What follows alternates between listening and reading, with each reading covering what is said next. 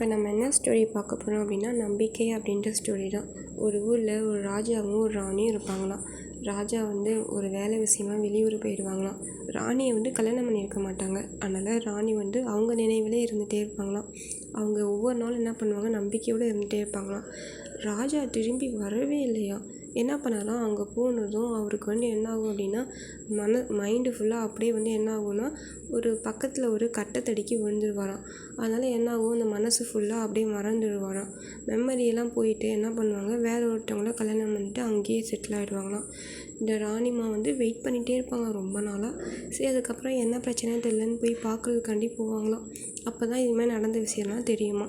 அதை பார்த்துட்டு அவங்களுக்கு என்ன பண்ணுறதுன்னு தெரியாது. ஏன்னா சரி நம்ம வாழ்க்கை அப்படி சொல்லிட்டு என்ன பண்ணுவாங்களாம், ஒரு பையனை வந்து கல்யாணம் பண்ணிட்டு வந்துடுவாங்களாம். வந்துட்டு செம்ம செழிப்பாக வாடுவாங்களாம். வாழ்ந்ததும் கொஞ்ச நாளுக்கு அப்புறமேட்டு என்ன ஆகும்னா, அவங்களுக்கு திருப்பி நினைவுகள் வந்துடுமா. வந்ததும் ஐயோ நான் இப்படி இவங்களோட இருக்கிறேன் அப்படின்னு சொல்லிட்டு என்ன பண்ணுவாங்கன்னா, என்னை நம்பி ஒருத்தி இருக்கா அவளை பார்க்க வரேன்னு சொல்லி திருப்பி அவங்கள பார்க்க போவாங்களாம். அதுக்குள்ளே தான் இவங்க கல்யாணம் பண்ணி இவங்க குழந்தை பெற்று நல்லா வாழ்ந்துட்டுருப்பாங்க செல்வ செழிப்பாக. அதை பார்த்துட்டு ரொம்பவே வருந்திட்டு என்ன இப்படி ஆயிடுச்சு அப்படின்னு சொல்லிட்டு என்ன பண்ணுவாங்கன்னா, சண்டை போடலாம் போகிறதுக்குள்ளே அப்போ தான் சொல்லுவாங்களா, அந்த மாதிரி உங்களுக்கும் இது மாதிரி உங்கள் மனசில் இருக்கிறது எல்லாத்தையும் விட்டுட்டு போயிட்டீங்க. அதுக்கப்புறம் அவங்களுக்கு என்ன பண்ணுன்னு தெரியல, காத்துட்டு இருந்தால் பயன் கிடையாது அப்படின்ட்டு கல்யாணம் பண்ணிட்டாங்க அவங்களும் அப்படின்னு சொல்லி அந்த வாழ்க்கையை அப்படியே இது பண்ணிகிட்டே இருந்தாங்களாம்.